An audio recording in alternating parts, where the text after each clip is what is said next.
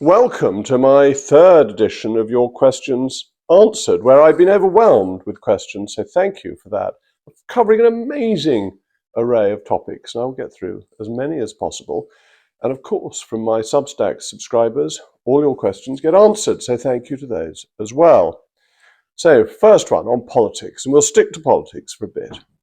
Christine from Substack says, I do hope you won't be following our ex-MP Danny Kruger by joining Reform.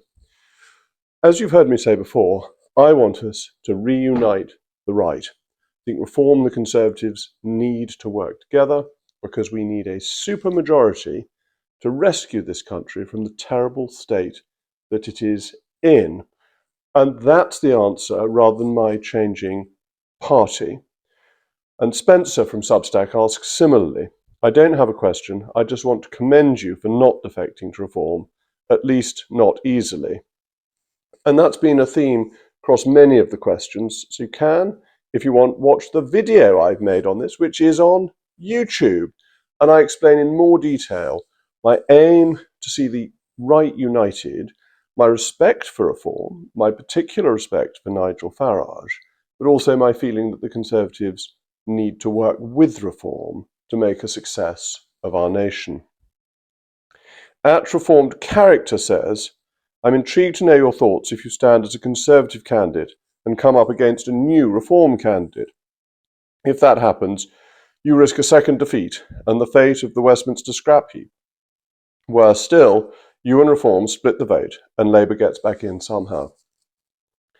At Reformed Character, it's worse than that. And it's not about me.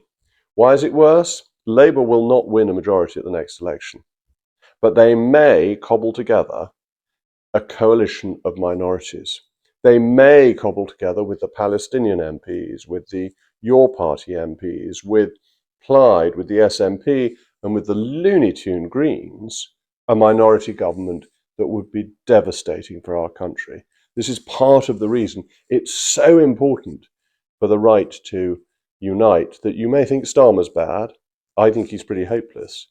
But if we had a coalition of all the left against us after 2029, it would be worse. The last one out really would have to turn the lights off.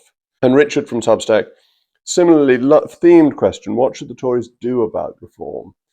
Well, I think we need to be practical and we need to understand what Reform is good at and what the Tories are good at. So Reform has a very charismatic leader who understands what people are concerned about, talks about the issue of the day.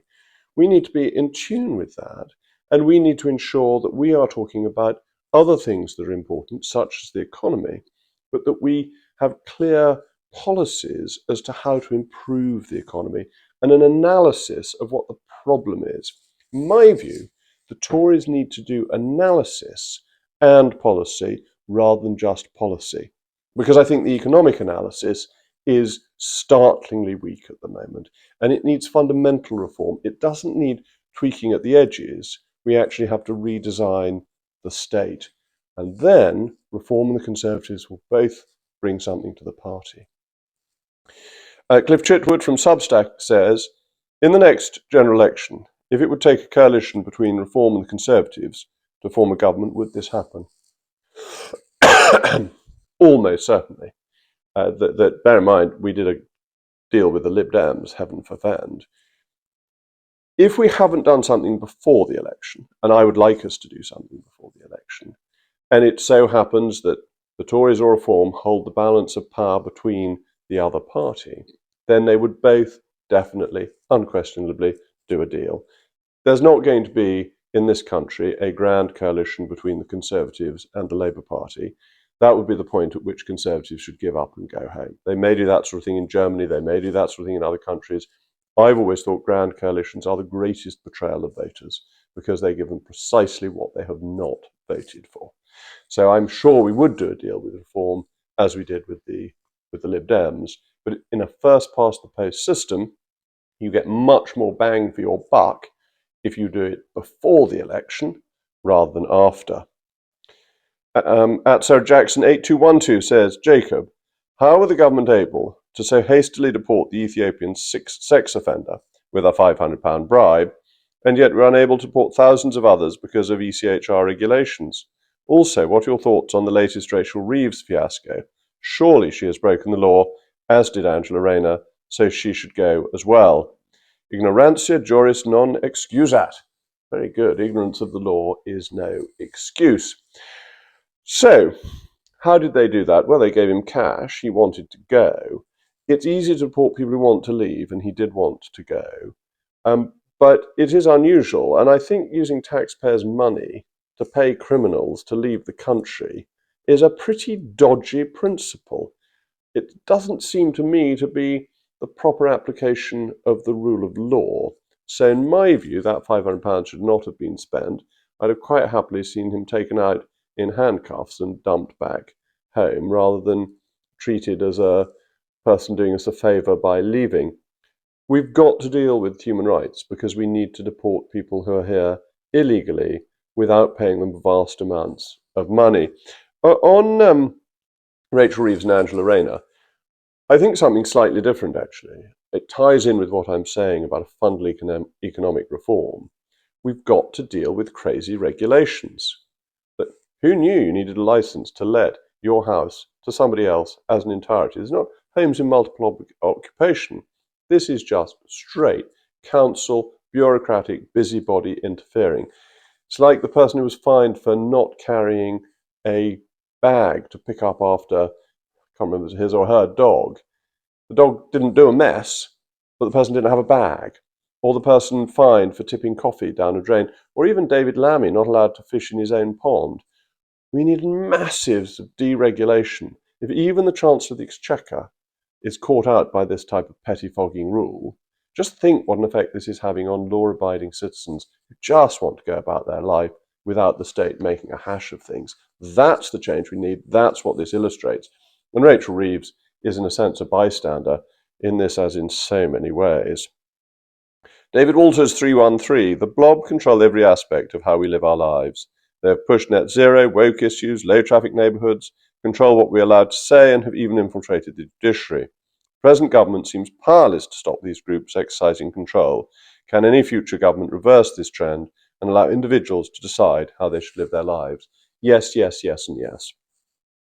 It needs a great restoration. This is something David Starkey has talked about. It's like 1660. You just restore what you used to do before. It needs a constitutional change to destroy the blob. I don't know whether you smash the blob, you deflate the blob. It's a jelly-like substance. Perhaps you have to eat the blob. I'm not clear. Put some cream or ice cream on it and gobble it up. But the blob must lose control and it must be returned to the British people via their democratically elected representatives in Parliament. And it can be done. It can be legislated for, but it's going to be difficult. It will need a big majority. The blob will fight back. And that is why, go back to the beginning, we need to reunite the right, because we won't get the big enough majority to do it, either Reform on its own or the Conservatives on their own, unless we're reunited. But it's fundamental how this country is governed. If we don't deal with it, we are on a constant slide down.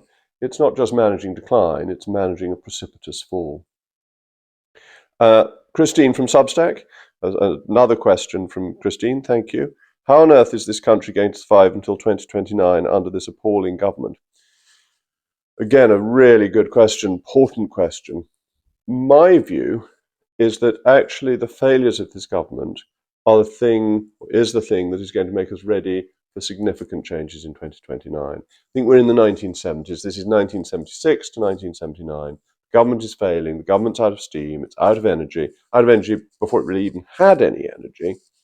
And it's doing so badly that people are beginning to think, let's have real reform and let's do things properly. So in a funny way, the worse it gets, the easier it will be to have proper reforms.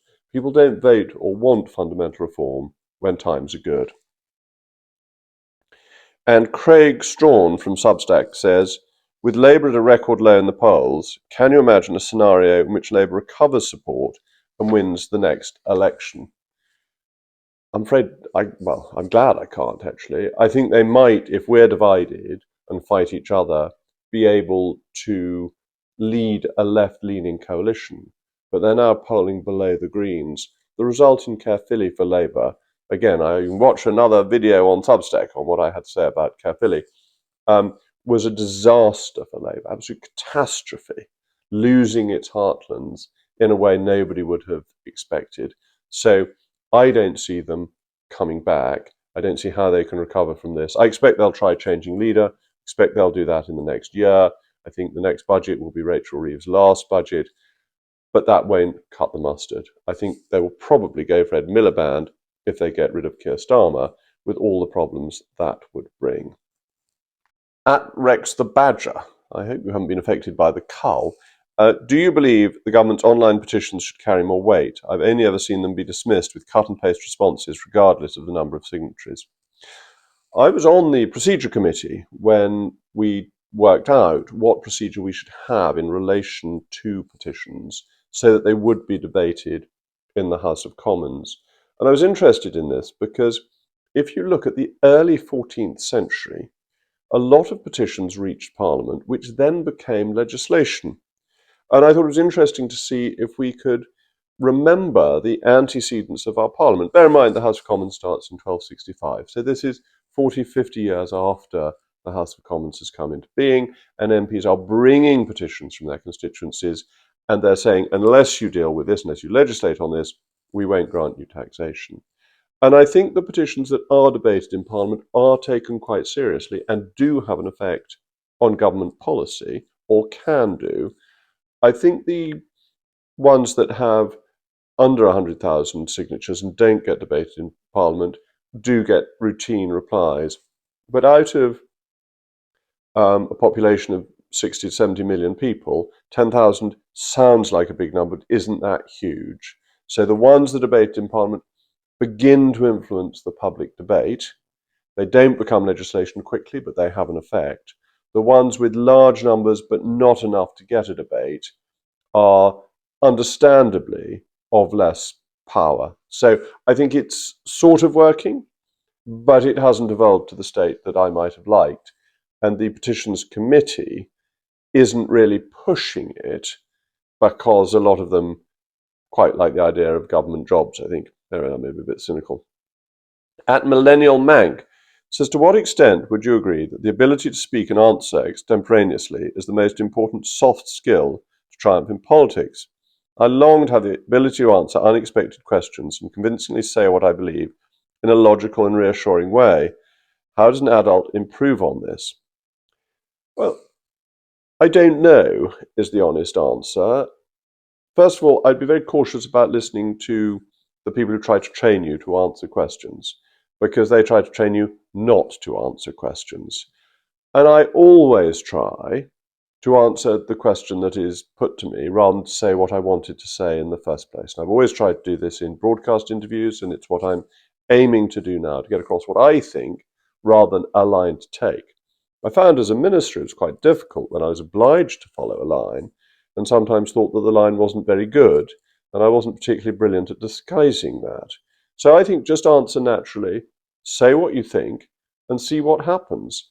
Trust your own instinct. And at Lukash Studios, what advice would you give to young people in their 20s who are interested in getting into politics? First of all, do get involved. Join a local party, deliver leaflets, knock on doors. Discover if you like it. It always amazes me how many senior politicians don't seem much to like people. And this is a people business. And it is a business, it is a profession. You need to start at it and learn about it. Part of the problem with both Keir Starmer and Rishi Sunak is they came to politics relatively late and have been involved in it for a relatively short time before they became prime ministers. And therefore they didn't have some of the key political skills. It is a profession like other professions. So you're right to start it young. See if you can stand for a local council. Apply to a national party to be on their candidates list. Debate with people. You're on this forum, join other forums. Send in questions, send in discussions, get involved in the national debate. Write articles, possibly put them on Substack, put them on your own website, whatever, so that you are being part of that national debate and you can persuade people that you've got something to contribute. But never allow the naysayers to discourage you, because they try and discourage everybody. So if you want to do it, persevere. We've now got lots of questions on the Constitution, which, as you know, is a pet subject of mine. What are your views, and this is from Vadan Adav, what are your views on reforming the electoral system to adopt an Australian-style preferential voting approach? Is this not necessary to obtain a democratic mandate? I think not, no.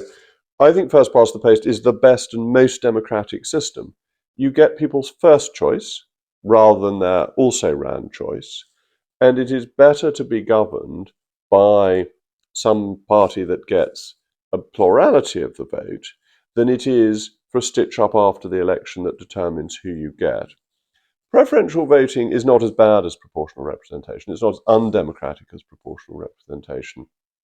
Except you can see in France that people use it for what they don't want rather than what they do want. And this has very perverse consequences. I think it's better to encourage people to vote positively. Who do you want to govern? Not who do you most want to stop governing. So no, I wouldn't change the system. At Jamie Wells, 1660. Should the Constitutional Reform Act 2005 be abolished? Oh, absolutely. As soon as possible. It'll be the first thing a new party government of small c conservatism, whether it's Reform, Conservatives or Coalition, should do. The Supreme Court is a ridiculous idea. Supremacy in this country is in the King in Parliament, the High Court of Parliament. We should restore to that its proper place, its proper role, and the Supreme Court should be put back into the House of Lords. I'd actually get rid of almost all of Blair's constitutional reforms, which were pretty bad. At William Grenfell, 8734, do you think there should be a secular state? Do you think Muslim politicians can be 100% secular? I don't think there should be a secular state. I like the fact that the Church of England is still established. It doesn't worry me that it isn't my church as a Catholic. I think it is good for the body politic that Christianity is recognised on state occasions, in state ceremonies, Remembrance Sunday, at the coronation, and so on. I think this is important and a good thing for how we're governed. Do I think Muslims can be 100% secular? Well, in the same way that Christians can, that we are all informed by our faith. Now, the Muslim state, the Ottoman Empire, had no differential between the secular and the religious state. That the Ottoman Sultan was the head of the state, but he was also the head religious figure. And that was obviously different from the way Christendom had developed, with the separation of powers and the medieval argument on the two swords, and the secular power and the spiritual power having different spheres of operation. But I don't think that that example means that an individual Muslim can't separate the religious and the secular in his political activities. I think it is as easy for him as it is for me as a Catholic that, yes, of course, I'm always a Catholic, but as a Member of Parliament, I was very rarely voting in a way that was driven by the teaching of the Catholic Church. There were obviously the moral issues that came up from time to time, but whether VAT should be 17.5% or 20% is not a moral issue, it's a practical political issue. And I think it's as easy for Muslims to differentiate that as it is for Christians. Ruth Collins, 2841. Sir, your retained European law bill passed in 2022 after finding 2,417 in UK legislation. Since then, the government has found 6,711. 600 were due to be revoked in 2023, were they? Yes, they were, but I'm afraid after I left the government, the bill was desperately watered down. We were just going to abolish them all and keep them by exception. And they turned this on its head, so they kept them all and abolished them by exception.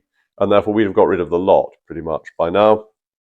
Or we would have done by the end of 2023, whereas they got rid of 600 that were mainly ATOs anyway. It was a very great disappointment. One of the big missed opportunities of the last government was to fail to do this properly. We need to complete the process of Brexit, and the Retained EU Law Act, as it now is, was a major part of that. Piers Ellis, what is your view on import substitution, especially as it relates to the deficit, employment outside of the southeast, and the Reform Manifesto? I'm a free trader. I believe that we should trade freely and import goods from any country that provides us with competitive, good quality goods, and we should then devote our resources to where we have a competitive advantage. I think this is the best way to make the country rich, to make individuals better off, to raise our standard of living. So I'm strongly in favour of free trade. If we have import substitution, that should be because we make something more competitively than anybody else, not as a matter of government policy. Governments picking winners is not a policy that works. It's a policy that's failed desperately before. It's high cost, has cost taxpayers, cost for consumers, lowers economic activity and lowers productivity. There may be some exceptions, and these exceptions could be in areas of national security. So you may feel you need some steel, but steel has been ruined in this country by net zero, not by a lack of import protections or an effort to have import substitution. At Rhapsody in Manx, in the future, will there be a unionist rebound in Scotland, Wales, and Northern Ireland, or are we destined for future pro-independence majorities hostile to the Union? I think there already is a unionist rebound. Now, you may not be noticing it immediately, but the SNP has been a disastrous government in Scotland. So although they may do well because everybody hates Labour in the next election, this is not because nationalism has become very strong. The same is true of Plaid Cymru in Wales, that they're not winning because they're popular in terms of separation. They're winning because they're not Labour, and left-wing voters can't bring themselves to vote for Reform or for the Conservatives. Again, I discussed this in a little video I mentioned earlier. So I think the Union is becoming stronger, and that being out of the European Union strengthens it because the country is now united without an overlord. So it was understandable why Edinburgh wanted to go directly to Brussels. It thought it would get more money, it would be better treated than going to Brussels via London. Now that option isn't there. I think it's reinforced the logic of the United Kingdom. So I'm quite positive about the future of our country. Does the government have the power to cancel or delay a general election? They've already done and may again do with local elections. The cancellation of local elections on a massive scale is really quite scandalous and denies democracy. It should not happen. Any Conservative who is supporting it should be ashamed of himself. That includes Conservative councillors who are in the councils affected. They should insist on having elections. In terms of general election, is there a power to delay elections? Well, you will know that there wasn't a general election between 1935 and 1945. Why? Because we were in a war, and the Parliament Act's provision for an election, known as the Quinquennial Act, was suspended. Bear in mind, we shifted to 5 years from 7 years when the power of the House of Lords were reduced to try and limit the life of a parliament and powers of the House of Commons. Could this be done again? Yes, of course it could. But, crucially, the extension of the life of a parliament is protected by the House of Lords. It is not subject to the Parliament Act. So the government can't do it via the House of Commons and then overrule the House of Lords. It would have to have the support of the House of Lords. And in my view, this would only conceivably happen in a time of war or other major national disaster. So much though I don't like this government, much though I think it's bad government, they will not cancel the elections. They really won't. I wouldn't worry about that. Alexio Douzibaskus. I'm currently doing A-level EPQ on the Human Rights Act 1998 and to what extent it's been detrimental for public power democracy and public safety. Could you provide some insight into your experienced opinion of the HRA? What are the practical consequences of the ECHR HRA for the public and Parliament? What is the evidence that it's detrimental for Britain? Well, I suppose it depends what you mean by detrimental. It is a fundamental constitutional change. The common law is not a rights-based system, the civil code is. The common law is a system where you are free to do anything you like unless it impinges on others or is specifically prohibited by law. But this is a protection of your freedom to do things, essentially negative rights rather than positive rights. The Rights Act tries to bring in positive rights, that you have a right to be defended to do something by the state, and the state can't do things that contradict the rights that you're allocated.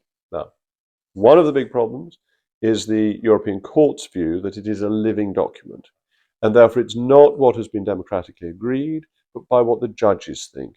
This politicizes the judiciary. It makes judges' political opinions of interest, because if you are interpreting a living document, what you think about political issues will have an effect on how you see its evolution. So that's important, and I think it's a bad change from a common law perspective.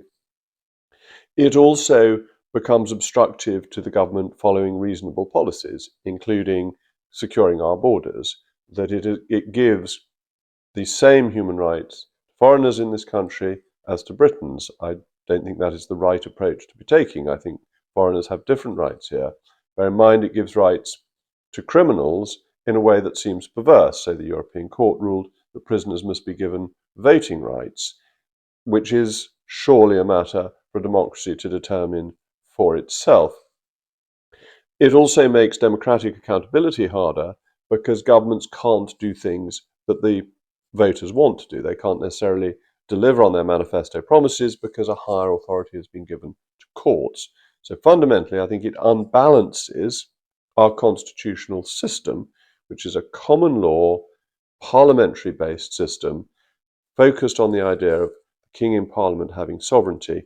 This moves sovereignty elsewhere and changes the basis for how we are governed, and therefore how important your vote is in a general election.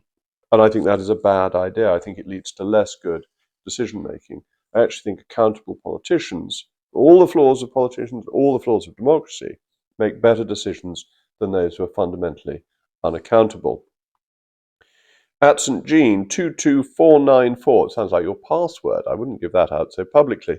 PIN, I think, which people annoyingly call PIN number. That is saying personal identification number. So I hope none of my viewers will ever say PIN number again, having watched this.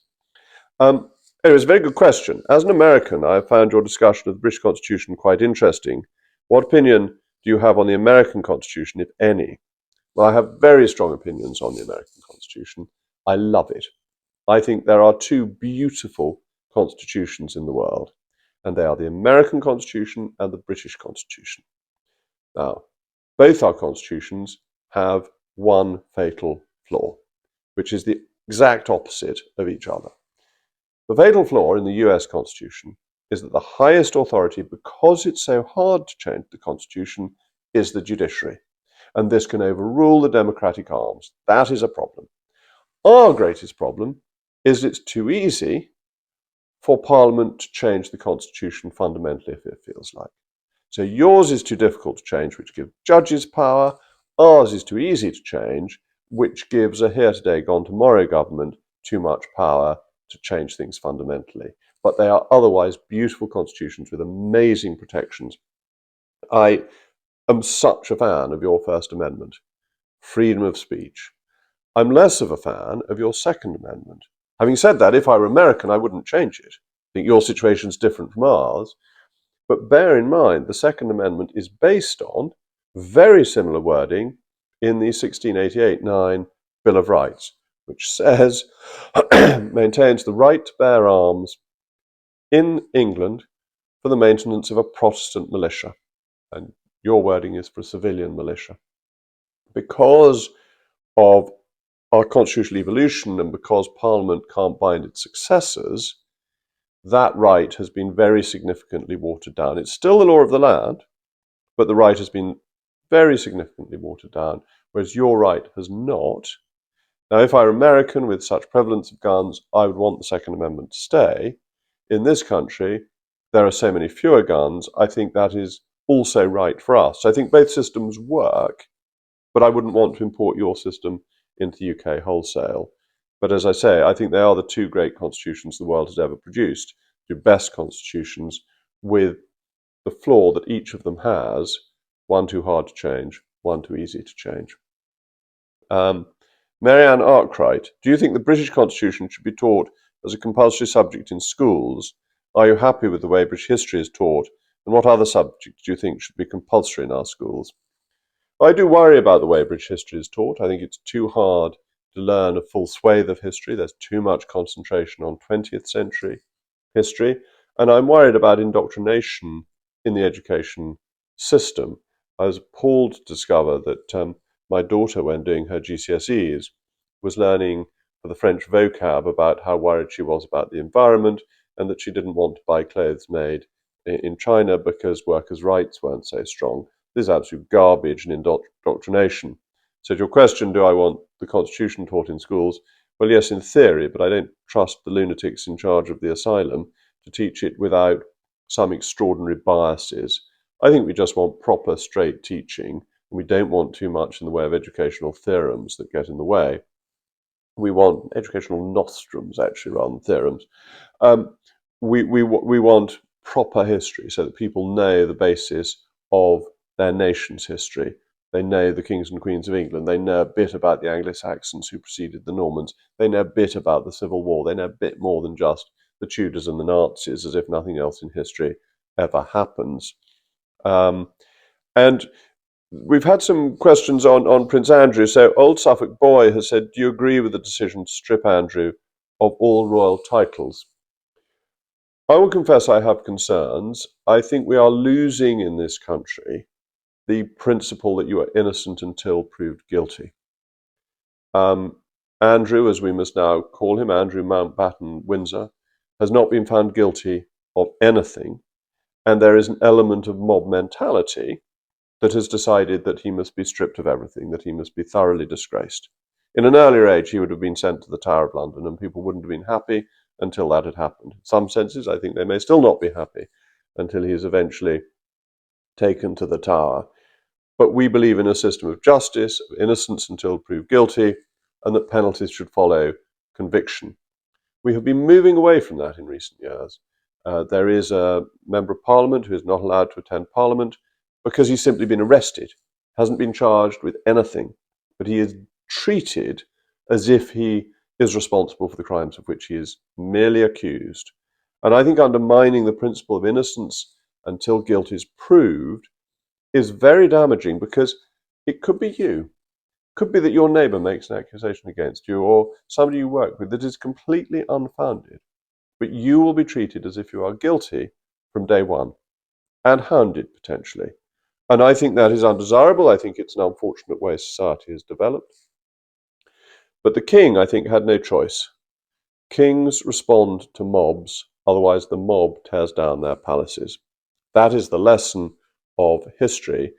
And at this point, the king has got ahead of public opinion rather than lagging behind it. Everything else that was done was lagging behind public opinion. This has actually got ahead of it, and I hope will now finish the issue, because I don't think there's much more to be said. We've now got some questions on the economy and on investments, and the first is Jamie from Substack. Given your experience navigating markets through different political and economic cycles, I was interested to ask what sort of opportunities or risk you think a prudent investment manager should be paying attention to in the current climate, purely from a macroeconomic perspective, of course. There is always a tension in fund management between growth and value. Do you buy growth, which is inevitably going to be more highly priced, or do you focus on value? As an investor, I was always more interested in value than growth. I thought that if something was paying a dividend, had a low PE ratio, had a reasonable price to book value, then it was likely to be a good long-term investment. However, in recent years, we've been very much in a growth environment where companies that are changing technology, are disrupting existing businesses, have been trading at extraordinary valuations, and those valuations have continued even as the growth has begun to come through, and in some cases come through very solidly.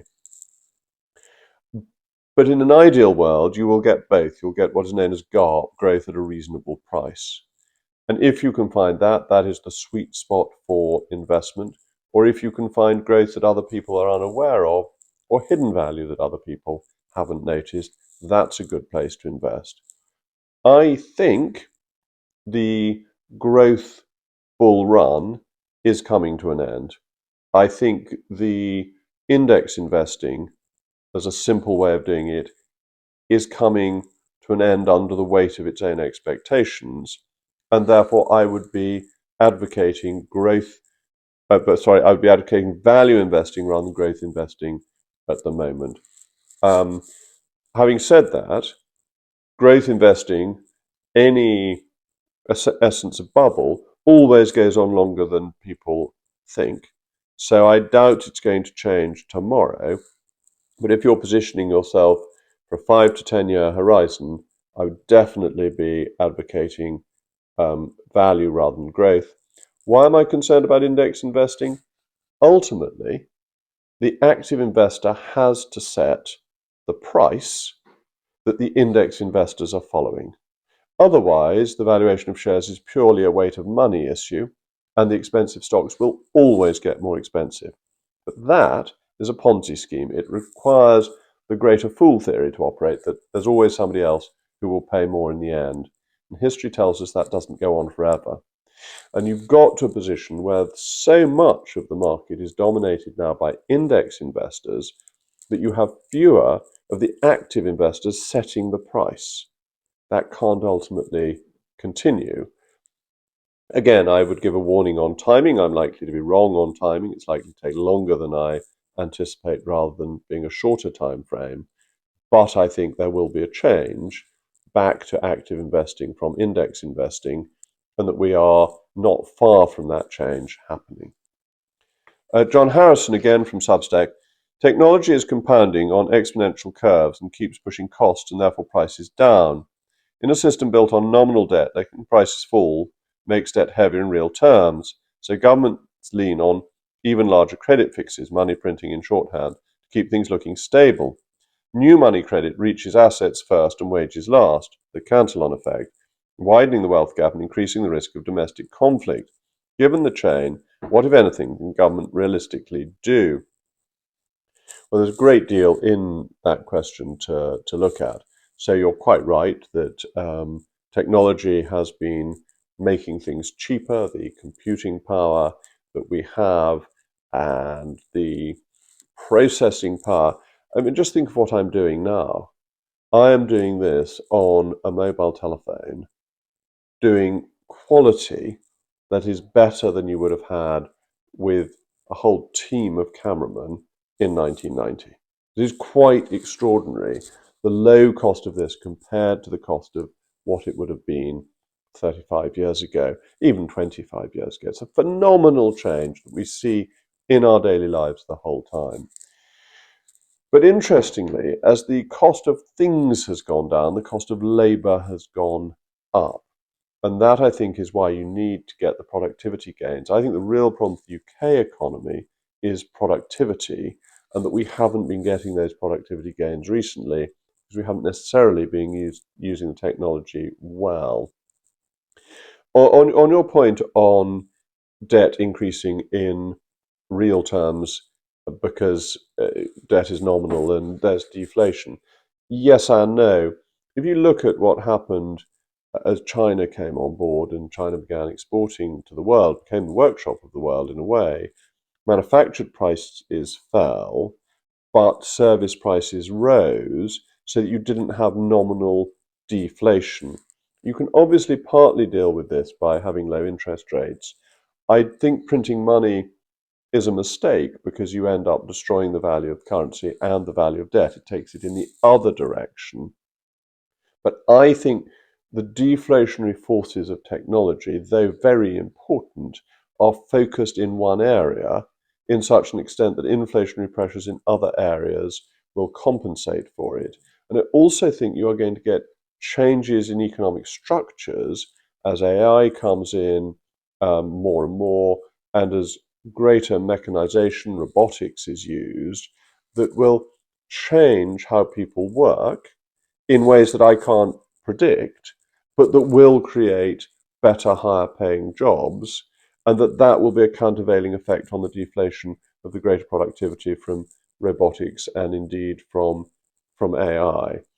So this is quite an optimistic, I don't want to sound too Panglossian, view of what will happen with debt markets. I personally think the bigger risk is from money printing and from endless fiscal deficits that are destroying the value of currencies. And this is where it becomes interesting to look at things like gold and cryptocurrencies, which may become better stores of value. Again, something I've written about on Substack, but also have discussed on YouTube. So no simple answer to your question, but I think there are important countervailing factors. Peter Mozelewski, 2645, who ultimately holds the government debt and what security is held? Well, there's a wonderful scene, famous scene, when Disraeli wants to buy the Suez Canal, and Parliament isn't sitting, so he doesn't have the money. And he goes to the Rothschilds to ask for the money to borrow it. And he is asked, what is the security? And he says, the security is the British government. And that's good enough. The loan is made. Very profitable loan, as it happens, but beside the point, it was good banking business. That's the security. The security on government debt, it is gilt-edged. Why is it called gilt-edged? Because it's as good as gold. And the security is the taxing power of the British state to ensure that it can always be repaid. And the British state has not defaulted on its debt since the stop of the Exchequer, which, if I remember it rightly, was in the reign of Charles II. We restructured some of the debt after the First World War, but it was all honoured in good faith. So, even if the currency devalued. So, it's the history and the taxable power of the state, and the fact that the British debt is almost entirely in sterling, and the government ultimately can print more sterling to pay you back. Not a great guarantee, because the value of the money will be less, but you will be paid back. Who owns it? A lot of our debt is owned abroad rather than domestically. I don't have the figures immediately to hand, but there's a lot of foreign investment in UK government debt. P. Howard, Jacob, how would you propose we acquire the significant jobs growth required in the United Kingdom to tackle the unemployment crisis? I'm afraid one of the things we have to do is stop benefits being a lifestyle choice. We need face-to-face interviews. We need to ensure that people who are disabled are genuinely disabled, not people who are playing the system. And we need to freeze benefits. Benefits should be frozen for as long as income tax thresholds are frozen. It is unfair that the people who pay for the benefits are getting worse off in real terms every year, whilst the people who receive the benefits are remaining the same. Simply not right. And if that happens, then because benefits will be lower in real terms, people will have more incentive to work. So it's a carrot and a stick. You want to help with training programs and so on. You want to reduce rather than increase employment laws. The Labour's unemployment law that is coming in is a disaster. You want to make employment law very flexible, make it easier for employers to add staff. So there are things you can do, but we must get away from this idea that you can lead a life on benefits if that is what you want to do. That should be impossible. Interestingly, Bill Clinton was very successful at this, in getting rid of benefits as a lifestyle choice when he was president. Sobriety. Do you believe the Bank of England should remain independent? No, I don't. I think it's failed. It's failed in its key task of keeping inflation down. It's failed as a bank regulator. It is not a competent organisation. And I think political accountability is essential. We currently have a system, Bank of England and the ABR, where both monetary and fiscal policy are not in the hands of the Chancellor of the Exchequer, but the Chancellor is held responsible. You may say with Rachel Reeves, thank heavens.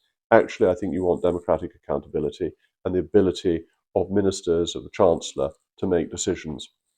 And then if they're right, you get re-elected. If they're wrong, you get booted out. Whereas the government of the Bank of England's there for 8 years, come what may.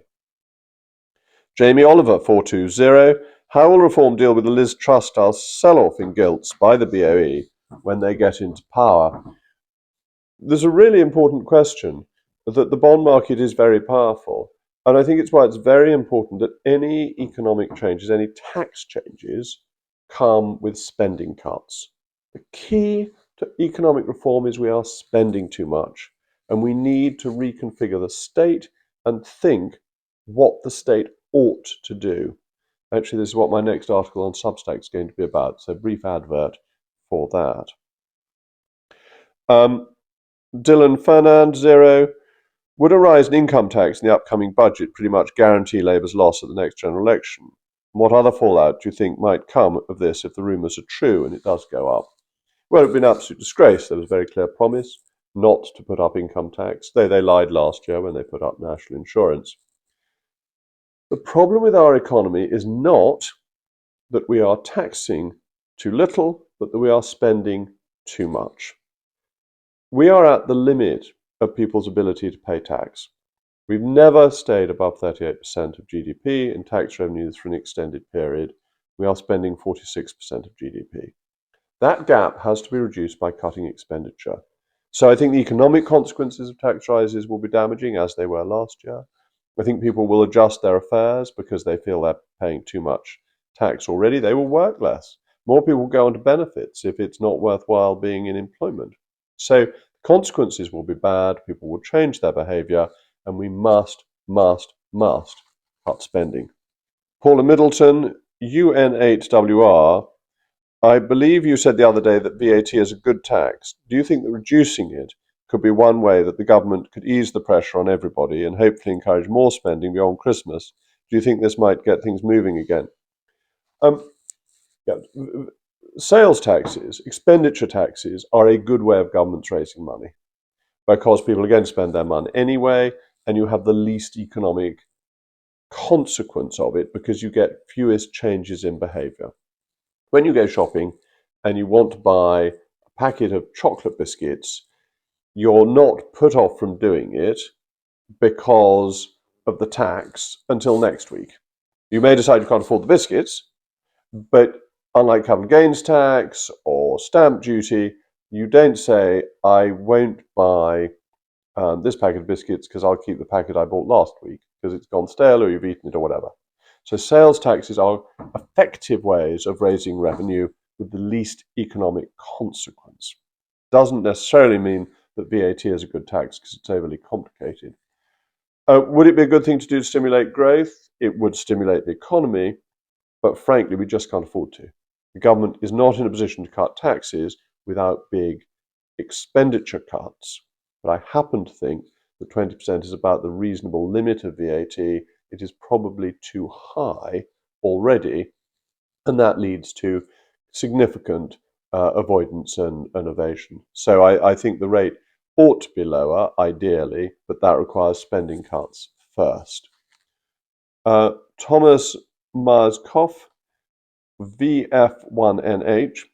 As someone who will be going to university next year to study history, I'm curious why you think people can go to study economics at university like Rachel Reeves, then seemingly have no grasp of what's needed for the country to prosper. And secondly, how can I avoid such a terrible fate? Thank you. That's a very interesting, amusing question. How do you avoid the fate of Rachel Reeves? Well, clearly you're already avoiding this by your intelligent approach to social media and your general genius, and I wish you luck at university. What I'd suggest if you want to understand economics is avoid economic modeling and read the basics, read the classics, read Adam Smith, read David Ricardo, understand the fundamentals of economics as a behavior, as an art rather than a science. I think if you look at it as a science, it becomes fundamentally confusing. Look at the history of economics and the strength of the UK. What made us the leading nation? And it was a number of things that we didn't have very strong guilds, and therefore we didn't have too many restrictive practices. And the power of the monarchy to restrict practices and monopolies and so on was broken in the 17th century. We had government debt that lasted more than the reign of the king, and we consistently repaid it because we had a constitutional system that allowed for it. Look at the things that allowed us to win wars because we could raise money on debt.